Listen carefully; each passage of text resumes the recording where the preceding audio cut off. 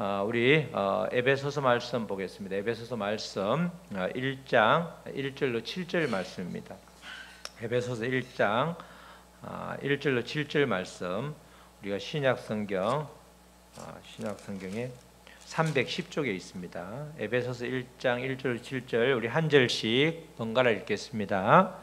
하나님의 뜻으로 말미암아 그리스도 예수의 사도된 바울은 에베소에 있는 성도들과 그리스도 예수 안에 있는 신실한 자들에게 편지하노니, 하나님 우리 아버지와 주 예수 그리스도로부터 은혜와 평강이 너희에게 있을지어다.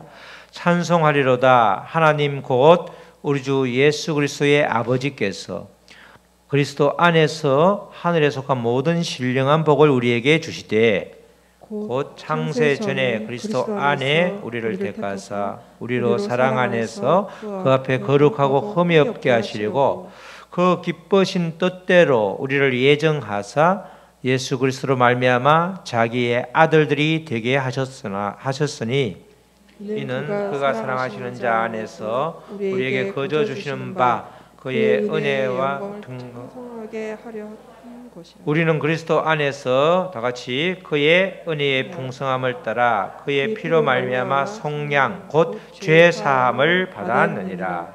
아멘. 우리 오늘 제목은 다 같이 우리 읽겠습니다. 시작. 그리스도 안으로 들어와 머물라. 에베소 말씀인데, 그리스도 안으로 들어와서 들어오기만 하면 되는 것이 아니고 머물러 있어야 은혜를 받는 거죠. 들어왔다 바로 나가면 안 되고 그리스도 안으로 들어와 머물라. 이 제목을 정확하게 기억하시면서 말씀 가운데 은혜를 함께 받도록 하겠습니다. 바울 사도가 쓴 편지가 신약 성경에 13권 있죠. 그것을 통칭해서 바울 서신 이렇게 말합니다. 바울이 쓴 편지, 바울 서신이라고 그러죠. 근데 편지마다 특징이 있습니다. 어떤 편지는 바울 사도가 선교를 다니면서 쓴 편지가 있습니다. 자, 선교를 다닌다는 말은 바울 사도가 움직이고 있다는 거죠. 그럴 때 쓴 편지들은 특성상 그 교회가 당면한 문제들, 어디를 방문하고 있는데 어느 교회에 문제가 있다라고 하면 그때 그 자리에서 편지를 써서 보내는 거예요. 편지를 써서 보내든지 사람 편으로 보내든지 아니면 바울이 직접 가든지 이렇게 이제 한단 말이죠. 움직일 때 쓴 편지는 그래서 대부분 다 그 교회의 문제들이 고스란히 드러나 있는 그런 내용입니다. 대표적인 게 뭐가 있죠? 고린도 전서, 후서, 갈라디아서 이런 게, 고린도 전서에는 고린도의 문제가 뾰족하게 있잖아요. 고린도 전서에서 여기에 대해서는 이 우상에 대해서 아니면 식사 문제라든가 여러 가지 교회 문제들, 이런 이렇게 모잠 이렇게 수건을 두르는 것 포함해서 아주 세부적인 문제들, 바울이 들은 문제, 또 소식을 직접 들고 와서 문제를 제기한 문제들에 대한 대답을 쫙 쓰는 게 고린도 전서단 말이죠. 그리고 고린도 후서하고 갈라디아에서는 이단들이 판을 치니까 그 교회, 바울이 세운 교회의 이단들을 어떻게 하면 물리치는가, 그것에 대한 해답을 적어서 보낸 편지입니다. 그러니까 바울이 선교 중에 움직이면서 쓴 편지들은 대부분 다 그 교회의 문제점에 대한 해답 또는 대답, 어떻게 해결해야 될지 그것에 대한 내용들인데 반해서 바울이 움직이지 않고 쓴 편지가 있죠. 대표적인 편지가 옥중서신. 옥중서신은 뭐 하는 거예요? 감옥에 갇혀서 쓴 편지단 말이죠. 그런 편지가 오늘 우리가 본문으로 하고 있는 에베소의 에베소서, 또 빌립보서, 또 골로새서, 빌레몬서, 요 네 가지가 가만히 앉아서 쓴 편지단 말이죠. 그러다 보니까 이 편지는 그 교회의 문제점을 지적하는 것이 아니라 본질적인 문제를 제기한단 말입니다. 우리가 특별히 유럽에 가보면 독일 같은 데가 아주 영국도 그렇지만 우중충해가지고 해가 뜨는 날보다 비가 오고 가랑비가 오는 게 훨씬 많단 말이죠. 그러다 보니까 전부 다 방에 주로 있다 보니까 그 나라에서 철학이 많이 발달되잖아요. 데카르트라든지 이런 여러 가지 유럽에 그렇게 학문이 그렇게 발달된 게 앉아서 소위 말해서 방이나 어디 처박혀 있다 보니까 생각이 자꾸 깊어지는 거잖아요. 그렇게 그 특성이 나오는데, 이 바로 옥중서신이 그런 겁니다. 옥중서신이 감옥에 있다 보니까 여러 가지 본질적인 문제, 교회에 대해서 교회가 무엇인가 이렇게 본질적인 문제에 대해서 다루고 있는데 대표적인 이 서신이 바로 에베소입니다. 이렇게 에베소서는 본질적인 문제를 다루고 있는데 에베소라고 하니까 이 에베소의 특징, 에베소라고 하는 지역도 그 도시도 우리가 알아야 되는 거죠. 에베소라는 도시는 지금으로 말하면 이베리아 반도니까 어디죠? 터키의 서부 해안에 있는 그런 도시인데 해안과 해상과 육상 교통의 아주 중심에 있기 때문에 굉장히 발달된 도시였고 거기에는 특별히 아데미 신전이라고 아주 유명한 곳이 있습니다. 아데미 신전은 풍요 여신이라 이게 그림을 쳐다보면 이게 막 가슴이 유방이 수십 개 달려 있어요. 이 정도로 아주 풍요의 여신인데 또 다른 말로 하면 음란의 여신이 되는 거죠. 우리가 말하는 로마의 이 로마의 뭐죠? 히랍 로마 신화에 보면 다이애나 하는 게 이 여자인데 이 아데미 신전으로 유명한데 이 신전이 기원전 200년경에 어느 그 필론이라는 학자가 그 당시에 세계 7대 불가 사이에 들어갈 정도로 굉장히 유명한 그런 건물입니다. 그만큼 우상이 가득 찬 곳이 에베소였는데 이 에베소에 바울 사도가 2차 선교 여행 때 에베소 교회를 만들었습니다. 그만큼 우상이 아주 판을 치고 아데미 신전으로 인해서 굉장히 거기가 음란한 곳이다 보면 그만큼 복음이 들어가기가 어렵다는 거죠. 복음이 들어가기 어려운 것은 그들이 받아들이지 않기 때문에 그들이 박해를 하는 거예요. 박해할 때는 대부분 다 교회도 박해를 받을 때는 교인들끼리 싸울 게 있어요, 없어요? 싸울 여력이 없어요. 그죠? 자기들끼리 분쟁하고 싸움 박질 할 수가 없단 말이죠. 그러니까 에베소 교회는 상대적으로 문제점이 고린도 교회보다 있다 없다? 없는 거예요. 그러다 보니까 또 문제점이 없으니까 고린도 교회, 에베소 교회에서는 이 문제점에 대한 이야기가 전혀 에베소서에 나타나지 않습니다. 이렇게 핍박이 심하다 보니까 교회 안에 설령 문제가 있다 할지라도 그걸 돌아볼 시간이 없고 외부의 적들과 싸워야 되기 때문에 전혀 교회는 오히려 문제가 없는 거죠. 오히려 박해를 받다 보면 은혜 안에 머물러야 되기 때문에 우리가 은혜가 넘치면 그 전에 그렇게 문제인 것처럼 보이는 것도 아무것도 아니게 지나간단 말입니다. 이 에베소 교회가 바로 이런 상황이었습니다. 그리고 그렇게 2년차 때 2차 여행 때 그렇게 개척을 한 다음에 3차 여행 때 무려 바울이 3년간을 거기서 말씀을 전하고 두란노라고 하는 곳에서 강의를 해서 계속해서 말씀을 가리키는 3년 정도 있었단 말은 그만큼 그 에베소 교회에서 전도하기가 힘들었다는 거죠. 박해가 심했다 이렇게 볼 수 있는 것입니다. 그래서 옥중서신의 특징을 잘 보여주고 있는 에베소서의 문제점이 전혀 언급되지 않고 오히려 교회의 본질적인 문제를 중심적으로 다루고 있다 이렇게 우리가 말할 수 있는 것입니다. 본질적인 문제라는 것은 다른 게 아니고 어떻게 하면 교회가 주님이 기뻐하시는 교회로 잘 설 수 있는가? 그죠? 우리 예수마음교회도 마찬가지죠. 우리 예수마음교회가 우리들끼리 잘 먹고 잘 사는 게 아니고 우리가 늘 중보 기도를 통해서 나 아닌 다른 사람들 또 우리 교회로 인해서 여러 사람들이 기뻐할 수 있는 기뻐하는 교회, 주님이 기뻐하는 교회, 주님이 예수마음교회만 생각하면 그냥 기쁜 거야. 그러면 되는 거죠. 제가 최근에 다시 한번 이렇게 생각이 떠올랐는데 제가 45살에 이제 신학교를 들어갔잖아요. 그리고 대학원 다닐 때 1학년, 2학년 때인가 그렇게 대학원 들어가자마자 조금 있다가 여러 가지 경로를 통해서 이제 하여튼 기도 중에 이 선한목자교회 전도사를 하게 되었단 말이죠. 근데 선한목자교회 전도사였는데 여전히 제가 해결해야 될 여러 가지 경제적인 문제를 포함해서 여러 가지 아직은 전도사를 하기에는 여러 가지로 부족하다 이런 생각이 들어서 금요 성령 집회 때 금요일 기도 때 앉아가지고 그냥 정말 저는 여기에 있어야 될 사람이 아닌 것 같은데 사실 그때는 또 여러 가지 옛날에 회사 일도 정리가 덜 되고 굉장히 복잡한 여러 가지 사안들이 있어서 그렇게 기도를 했는데 하나님이 그러시더라니까. 하나님 마음에 주시기를 너가 다 접고 여기 앉아 있는 것만 해도 난 참 기쁘다. 이런 마음을 주시니까 그냥 그때부터 이제 눈물이 나면서 이제 더 이상 내 문제를 내가 짊어지고 가지 않고 주님께 내려놔야 되겠다. 그때부터 자유하게 되더라고요. 이 에베소 교회를 어떻게 하면 주님이 기뻐하시는 교회가 될 것인가? 우리 예수마음교회가 어떻게 되면 주님이 기뻐하는 교회인가? 이것에 대한 이야기를 바울 사도가 편지를 썼단 말입니다. 그리고 또 동시에 에베소 교회 성도들이 어떻게 하면 믿음 생활을 잘할 수 있는가? 그죠? 어떻게 하면 그 박해가 심한 그곳에서 정말 아주 보통 내기들이 아닌 에베소 사람들에게 전도를 어떻게 하면 할 것인가?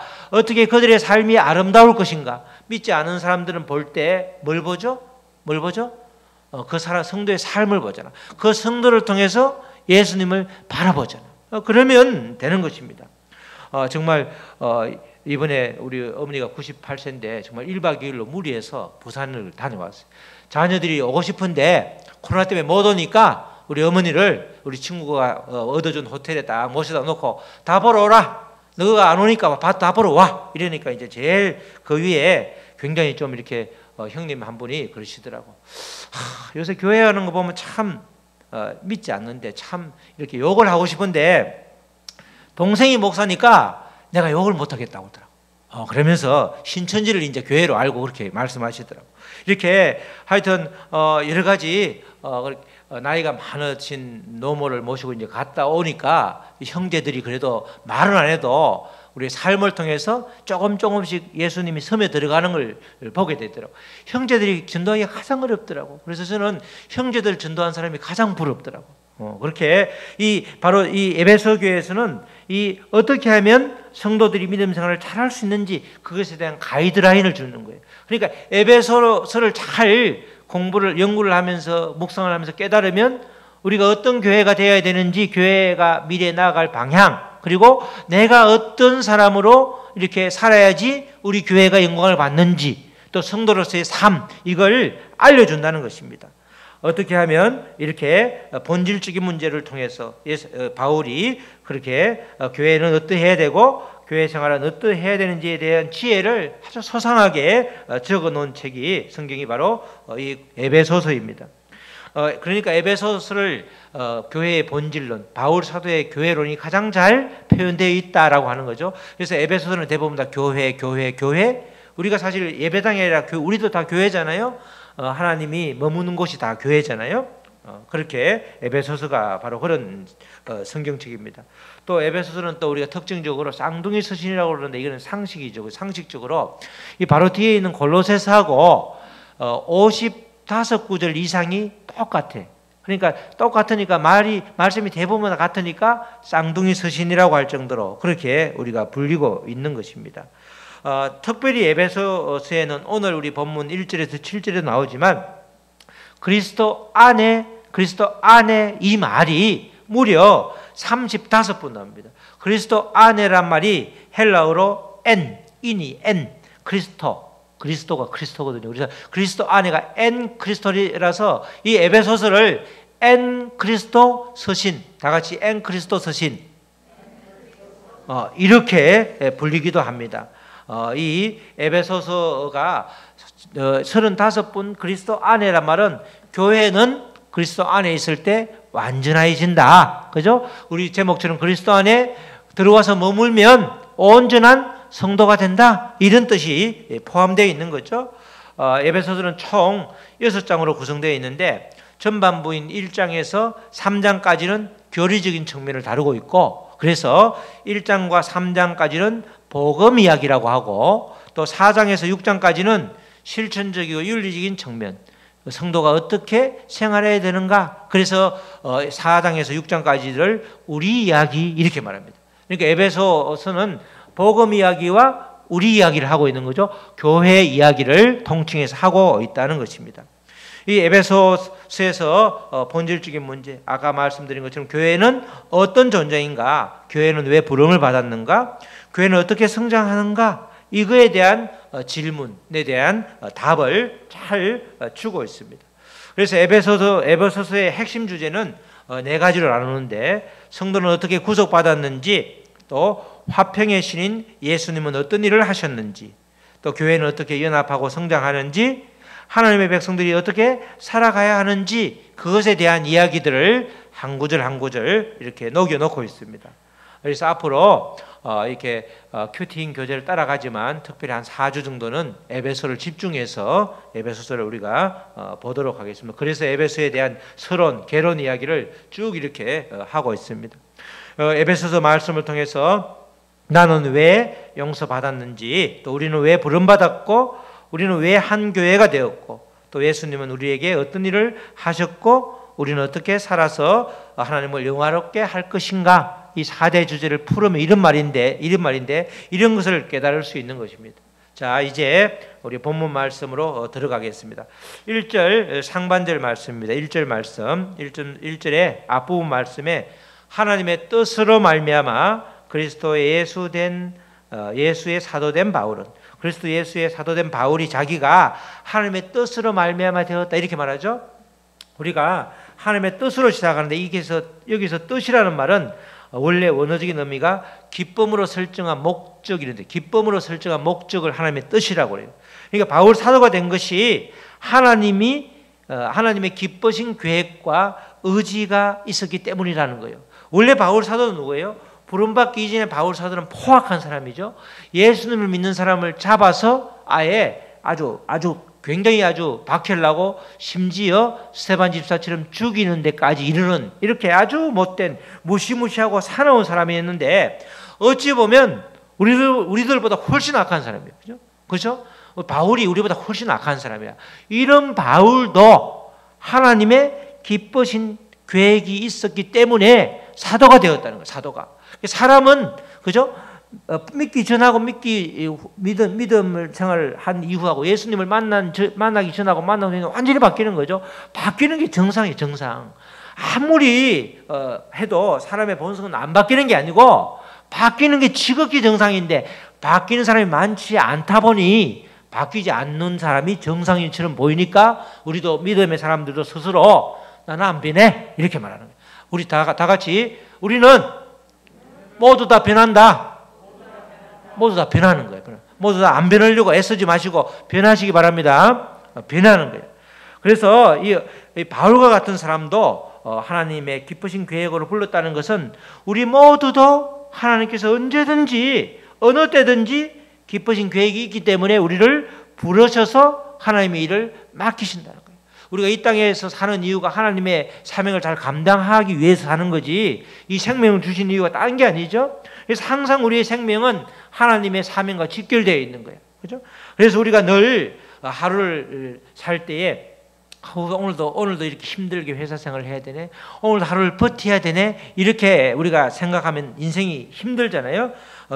우리 하나님의 뜻을 구하는 것처럼 구해야 되듯이 나를 향한 하나님의 기쁘신 계획이 오늘은 무엇이 있을까? 이렇게 자꾸 기대하면서, 왜냐하면 하나님의 뜻대로 우리가 사는 사람들이기 때문에 하나님의 뜻을 구해요. 하나님의 뜻이라는 것은 하나님의 기쁘신 계획으로 바꿀 수 있으니까 오늘도 하나님께서 나에게 어떤 기쁘신 계획을 가지고 있을까? 하나님 그 계획이 무엇이죠? 자꾸 묻고 물으면 어느 날부터, 그래, 오늘은 너에게 이런 계획을 줄 거다, 이런 것이 내 마음이야.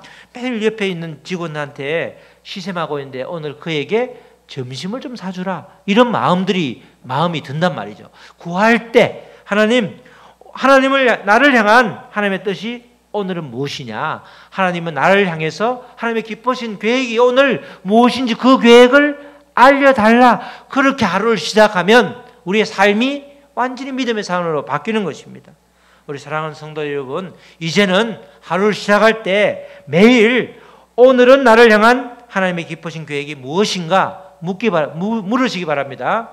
다 같이 이렇게 듣기만 들으면 잘 모르니까 다 따라해 보시죠. 오늘은 나를 향한 하나님의 기쁘신 계획이 무엇인가요? 자, 연결해서 시작. 오늘은 나를 향한 하나님의 기쁘신 계획이 무엇인가요? 이렇게 질문하면 하나님은 그의 합당한 대답을 우리에게 부어주는 거예요. 그러면 마음을 내가 갑자기 이런 마음이 든다, 그죠? 마음에 떠오르잖아요. 우리가 그 마음대로 순종하면 되는 것입니다. 자꾸 이렇게 물어야 묻고 구해야 우리의 삶의 의미가 분명해지고 우리가 살아야 될 이유를 우리가 알 수 있는 거죠. 우리가 삶의 의미가 분명하지 않으면 그것처럼 하루가 힘든 일이 없고 한 달이 지겨울 수가 없는 겁니다. 아무리 상황이 어렵고 힘들지라도 그 가운데 하나님의 기쁘신 계획이 반드시 있다는 거야. 그 계획을 우리가 몰라서 힘들지 그 계획을 알면 아무도 힘들지 않다는 거예요. 그래서 1절 말씀의 시작을 바울은 하나님의 뜻으로 말미암아 사도가 되었다. 나를 향한 하나님의 계획은 분명했다. 이렇게 고백을 하는 거죠. 이어서 1절 하반절에서는 에베소에 있는 성도들과 그리스도 예수 안에 있는 신실한 자들에게 편지한다. 이렇게 편지하는 대상을 말하죠. 우리가 언뜻 우리말을 보면 에베소에 있는 성도들 한 무리, 그리고 또 그리스도 예수 안에 있는 신실한 자들 한 무리, 그죠? 에베소에 있는 성도하고 그리스도 예수 안에 있는 신실한 자가 전혀 다른 무리 같지만 원래 이 문법책에는 보면 이 원문에는 보면 정관사가 앞에만 붙어 있어. 뒤에는 안 붙어 있단 말이죠. 자, 우리가 펜과 펜하고 연필이다 그러면 더 펜 앤드 더 펜슬을 해야 되는데 더 펜 앤드 펜슬 그러면 펜하고 연필 기능이 같이 붙어 있단 말이에요. 예를 들어서 영어 선생님 맞아요? 더가 양쪽에 붙어 있으면 별개인데 같이 붙어 있으면 더가 하나밖에 있으면 정관사가 하나밖에 있으면 그게 한 뭉텅이야. 그래서 이 말은 에베소에 있는 에베소에 있는 성도하고 그리스도 예수 안에 있는 신실한 자가 같은 말이에요. 같은 말. 그죠? 그러니까 그 에베소에 있는 성도하고 그 뒤에 있는 신실한 자가 같다는 말은 이해가 가는데 에베소에 있는이란 말하고 예수 안에 있는 말하고 같아야 되는데 그거는 잘 이해가 안 돼. 그죠? 그런데 실제로는 이 말이 같은 말이란 말이죠.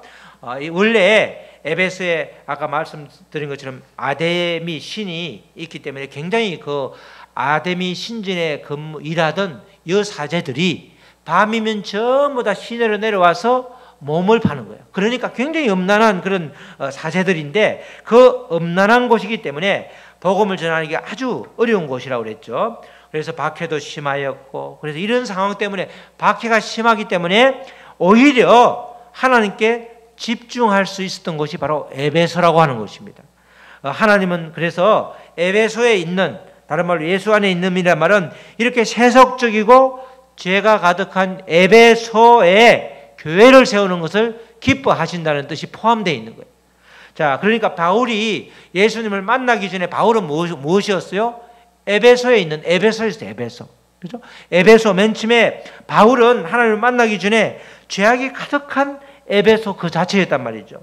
우리들도 마찬가지로 하나님을 만나기 전에는 복음을 만나기 전에는 에베소에 있던 사람들이었어요. 그런데 하나님을 만나서 예수님 안에 들어가니까 예수님 안에 있는 사람이 되는 거란 말이죠. 이 에베소에 있는 사람, 이 사람은 하나님을 만났을 때 예수님 안에 있는 사람으로 바뀐다. 이런 뜻으로 이제 이렇게 말씀을 쓰고 있는 것입니다.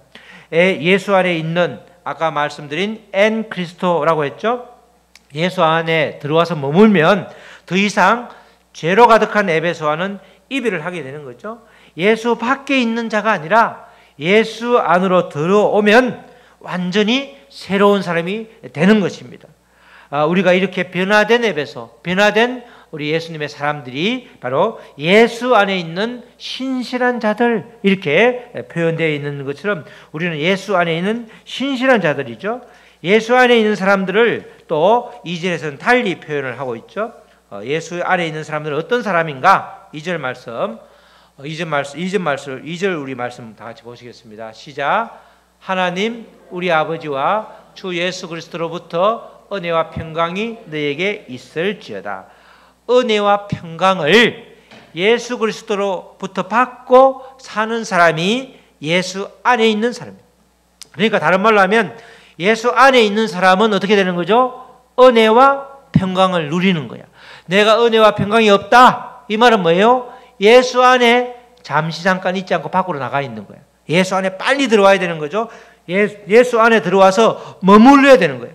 은혜와 평강이 예수 그리스도로부터 나왔기 때문에 예수 그리스도로부터 받고 받으면서 우리가 그 은혜와 평강으로 살아가기 때문에 그런 사람이 예수 안에 있는 사람이라는 거죠. 우리가 은혜와 평강은 약간 다른데, 은혜는 하나님이 용서해 주심으로 인해서 받게 되는 하나님의 선물, 은혜, 카리스라고 해요. 카리스. 은혜는 어찌 보면 하나님이 용서해 주시는 것, 우리가 죄 사함을 받는 것, 예수 그리스도로 인해서 죄 사함을 받는 구원은 이례적인 사건이잖아요. 근데 평강은 계속해서 받는 거예요. 평강은 우리가 샬롬이라고 하고, 헬라어로는 에이레네 이렇게 말하죠. 에이레네가 스포츠 용품 에이레네가 있지 않나? 그게 그런 뜻인데, 이게 평강 이런 뜻, 평강. 그러니까 은혜와 평강은 그리스도 안에 있을 때에만 참 평안과 참 평강을 누릴 수 있는 겁니다. 그리스도 안에라는 말이 계속해서 반복되죠. 3절에 또 그리스도 안에라는 구절이 또 나오죠. 3절에 이런 말씀이 나오죠. 찬송하리로다 하나님 곧 우리 주 예수 그리스도의 아버지께서 그리스도 안에서 하늘에 속한 모든 신령한 복을 우리에게 주신다. 3절에서는 아주 중요한 또 말씀이 나오죠. 하늘에 속한 모든 신령한 복을 누구에게 준다고요? 그리스도 안에 있을 때 받는 거야. 그리스도 안에 있어야 모든 신령한 복을 받는 거야. 하늘에 속한 신령한 복은 우리에게 참 그리스도인으로 또 참 평안을 주잖아요. 이 복 말고 세상적인 복은 그리스도 안에 있는 사람에게 주기가 쉽지 않은 거예요. 우리 세상적인 복이라는 것은 이 하나님과 양립할 수 없는 복도 있잖아요. 세상 사람들은 복이라고 그러는데 우리가 볼 때는 복이 아니고 독인 경우도 많잖아요. 하늘에 속한 모든, 우리가 하늘에 속한 자이기 때문에, 이 땅에 살고 있지만 성도들은 하늘에 속한 자이기 때문에 하늘에 속한 신령한 복을 누리는 사람이 성도들이에요. 그 성도들은 그리스도 안에 있을 때 이런 복을 하나님께서 주신다는 것입니다. 또 4절 말씀에서는 하나님께서 우리를 택하신 것도 그리스도 안에서 택하셨다 이렇게 말씀하시죠. 4절에 곧 창세전에 그리스도 안에서 우리를 택하사 우리로 사랑 안에서 그 앞에 거룩하고 흠이 없게 하시려고 이렇게 말씀하시는데, 이 그리스도 안에 들어왔을 때 하나님께서는 우리를 택하신 것이 깨달아진다는 거예요. 맨 처음에는 어떻게 해서 내가 예수를 믿었지, 잘 어떻게 보면 우연히 믿은 것 같은데, 그리스도 안에 들어오면 만세 전부터 나를 택하셨구나. 내가 예수를 믿은 게 우연이 아니었구나. 아파서 예수를 믿었는데 실상은 하나님의 부르심이었구나. 그것을 깨닫는 거예요. 그죠? 우리가 손님들도 초청받은 손님은 기쁘잖아요. 초청받지 않는데 손님이 와 있으면 되게 눈치 보일 거 아니야. 그 사람도 이상하고 나도 이상하고, 저 사람이 왜 왔지? 내가 와서 아무도 나를 환영해 주지 않는데 나는 굳이 뭐하러 왔지? 이러면서 서로가 이렇게 힘들 텐데, 마음이 쉽지 않을 텐데, 그리스도 안에 들어오면 우리를 택하신 이유가 분명하다는 거예요. 하나님이 이렇게 나를 택하셨구나. 일방적인 하나님의 은혜임을 우리가 깨닫게 된다는 것입니다. 1장 말씀뿐만 아니라 계속해서 지금 그리스도 안에라는 말이 반복된다고 그랬죠. 6절, 7절 말씀에도 똑같이 또 그리스도 안에라는 말이 반복되죠. 6절에서는 이는 그가 사랑하시는 자가 누구예요?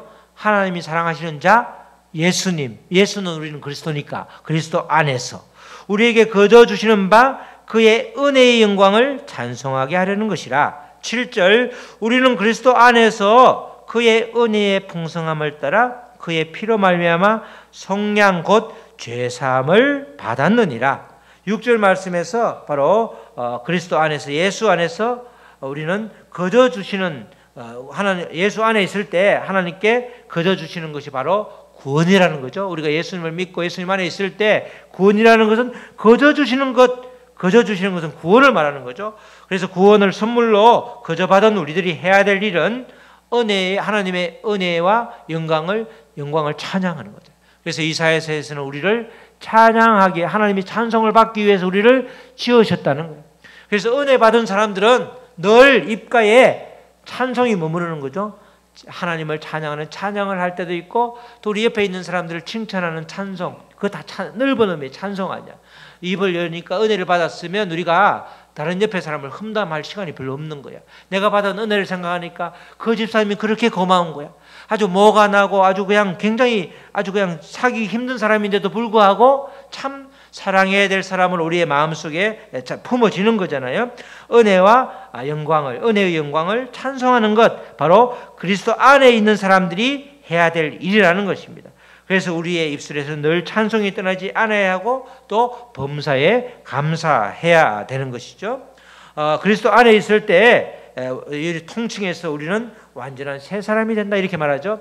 새 사람, 옛 사람을 구분할 때 그리스도 안에 온전히 머물고 있는가, 그리스도 안에 있지 않는가, 그렇게 우리가 기준을 정할 수 있는데, 새 사람으로 그리스도 안에 있는지 없는지는 우리가 아주 간단하게 진단할 수 있죠. 우리도 코로나19도 가면 갈수록 간단하게 진단하잖아요. 하루 이틀 안 가고 바로 진단이 되고 이렇게 하잖아요. 진단을 빨리 하는 게 좋은 거예요. 우리가 죄사함을 받고 새 사람이 되었는데, 죄사함을 받기 이전의 사람을 우리는 성경에서는 옛사람이에요. 옛사람. 하나님을 전혀 모르는 사람도 옛사람이고, 그죠? 은혜를 떠나서 사는 사람도 옛사람의 모습을 다시 우리가 회개를 하는 거죠. 늘 고기 반찬을 그리워해서 지금 가나안으로 가는 길목에 있는데 광야 생활이 힘들다고, 아이고 막 몸은 고대도 고기 반찬 먹고 싶은데 어디로 돌아가고 싶어요? 애굽으로 돌아가는 사람이 옛사람이에요. 옛사람. 그죠?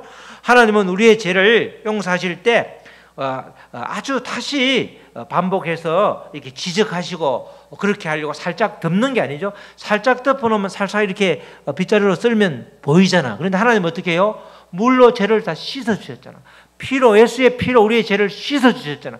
씻어주셨단 말은 흔적이 있다 없다? 없어. 더 이상 없단 말이죠. 더 이상 하나님이 저를 볼 때 제가 지은 원죄를 포함해서 용서받은 죄를 용서한 부분에 대해서는 하나님은 전혀 기억을 안 해. 너 옛날에 그렇게 큰 죄를 짓고 웃고 있어? 이렇게 말 안 한단 말이죠. 하나님은 우리의 기억 속에서 우리의 죄악을 완전히 하나님의 기억 속에서 우리의 죄악을 지워버렸다니까. 우리도 마찬가지야, 마찬가지. 그죠? 새 사람이 되었으면 옛사람과 완전히 이별을 해야 돼. 옛사람일 때의 자기의 모습을 자꾸 들춰내서 이렇게 소환을 하면 안 된다니까요. 나는 옛날에 지질이 공상을 떨고 자존감이 낮은 사람이었어요. 그런데 예수님을 만나서 예수님을 높여주시면서 하나님께서 너는 내 아들이야, 내 딸이라고 그러니까 내가 가진 재산, 우리 아버지 재산이 다 내 거야. 나는 갑자기 뭐가 됐어요? 억만장자보다 더 부자가 되었어. 그런데 자꾸 옛날에 가난했을 때 생각을 하면서 나는 여전히 가난하다고 그러면 나는 어떤 옛사람이에요? 새 사람이에요? 옛사람의 그 굴레에서, 옛사람의 그 구속, 속박에서 벗어나지 못하고 있다니까요. 우리는 새 사람이면 옛사람과의 완전한 단절을 해야 돼. 그래서 옛날에 일은 기억하면 안 돼요. 안 돼. 우리가 부부싸움을 할 때도 대부분 다 그러잖아요. 여러분들 우리 예수마음교회 교인들 다음에 그러지 않기를 바라요. 옛날 몇 년 전에 일을 꺼내지 마. 이제 꺼내지 마. 그건 다 옛날 일이야. 하나님이 다 용서해 주셨다니까. 하나님이 기억도 안 하시는 걸 왜 기억을 하려고 그래. 옛사람은 그 옛날 걸 자꾸 기억하는 거예요. 새 사람은 새 것을 기억하는 거야. 하나님이 주신 새로운 은혜를 기억하는 사람이 바로 새 사람인데, 예수 안에 있는 사람은 완전한 새 사람인 것입니다. 하나님의 은혜로 완전히 리셋된 사람. 리셋이라고 그러죠. 우리가 컴퓨터가 망가지면 전산실을 싹 다 지워버리고 새롭게 세팅을 하는 거, 그걸 리셋이라고 그래. 그러면 옛날에 버벅대던 그런 에러가 하나도 없어진다니까.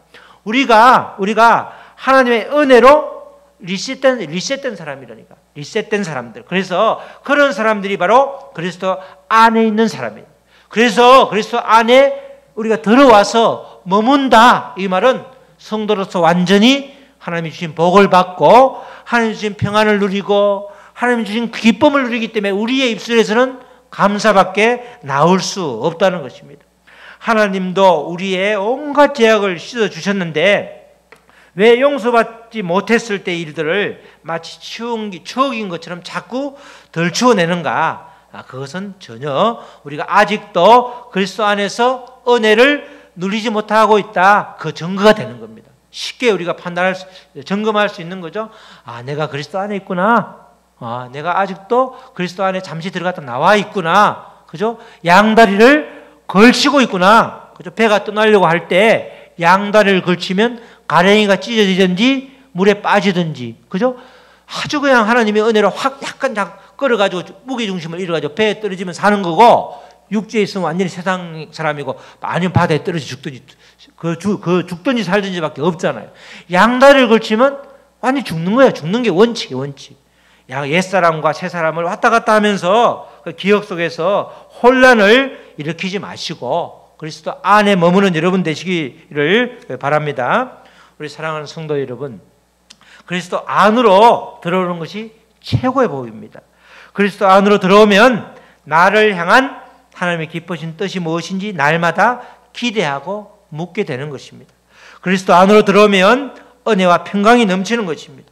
그리스도 안으로 들어오면 하늘에 속한 모든 신령한 복을 누리게 되는 것입니다.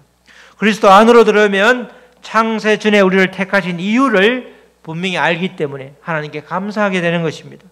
그리스도 안으로 들어오면 구원의 감격을 누리며 영광의 찬송을 하게 되는 것이고, 그리스도 안으로 들어오면 은혜의 풍성함을 누리며 죄 사함의 은총에 날마다 감격하게 되는 것입니다. 그리스도 안으로 들어오면 더 이상 옛사람의 모습을 그리워하지 않고 새 사람으로 살아가게 되는 것입니다. 우리 모두 예수 그리스도 안으로 들어와서 주님 주시는 풍성한 은혜를 날마다 누리는 저와 여러분 되시기를 주님의 이름으로 축원합니다. 아멘. 우리 찬양하시고 우리 말씀 붙들고 기도하시겠습니다. 우리 다 같이 이 시간 기도할 때 하나님, 우리가 온전히 예수 그리스도 안으로 들어와 정말 예수 그리스도께서 주시는 무한한 아버지의 평강과 복을, 신령한 복을 누리게 하여 주시옵소서. 우리가 우리를 스스로 뒤돌아보면서 예수 안에 아버지 들어와 있지 않으면 어서 빨리 온전히 온 몸이 들어와서 온 마음이 들어와서 그 안에 머물 수 있도록 우리를 인도하여 주시옵소서. 우리 다 같이 기도하시겠습니다. 하나님 아버지 감사합니다. 예수 그리스도 안으로 들어오는 것이 최고의 복입니다. 하나님 아버지, 그러나 우리가 때때로 아버지 옛사람을 그리워하면서 아버지 나의 아버지 옛성품을 아버지 다시 아버지 회고하며 아버지 그것을 붙잡을 때가 많습니다. 이제는 완전히 아버지 단절하고 버려야 되는 것임에도 불구하고 여전히 그것을 붙잡지 않도록 아버지 우리를 도와주시고 성령님께서 우리를 아버지 도와주셔서 우리의 아버지 의지로는 하지 못할 때가 많사오니 주님 도와주시옵소서. 주님 우리를 불쌍히 여주시고 긍휼을 베풀어 주셔서 온전히 예수 안에 있는 그 아버지 한없는 복을 누릴 수 있도록 주여 도와주시옵소서. 완전한 새 사람으로 살아갈 수 있도록 주여 도와주시옵소서. 하나님의 말씀으로 하나님의 아버지 도우심으로 리셋된 성도임에도 불구하고 은혜 안에 있는 자의 하늘에 속한 신령한 복을 누리는 자임에도 불구하고 아버지 절비한 신령한 복을 전부 다 차버리고 아버지 여전히 아버지 예수님 밖에서 그리스도 밖에서 아버지 아직도 여전히 아버지 불평불만에 아버지 쌓여있는 우리들을 아버지 불쌍히 여겨 주시고 온전히 아버지 주 안으로 예수 안으로 아버지 그리스도 안으로 들어와 누리는 우리가 될 수 있도록 주여 도와주시옵소서. 하나님 아버지 감사합니다. 이제는 아버지 우둔하여서 아버지 마음에 아버지 살 같은 마음이 아니라 아버지 마음이 단단하여서 아버지 말씀이 아버지 우리를 녹이지 못함으로 인해서 아버지 그 말씀 가운데 거하지 못함으로 인해서 여전히 옛사람의 아버지 몸통과 꼬리를 붙잡고 있는 우리들이 아닌지 아버지 뒤돌아보게 하여 주시옵소서. 이제는 아버지 예수 안에서 그리스도 안에서 주님 안에서 온전한 새 사람으로서 완전한 참 자유를 누릴 수 있도록 주여 주시고 평강을 주시고 은혜를 늘 아버지 감격해하는 구원을 감격해하는 날마다 아버지 감사의 입술로 고백하는 우리 모두가 될 수 있도록 주여 축복하여 주시옵소서. 이 모든 말씀 예수 그리스도의 이름으로 기도드렸습니다.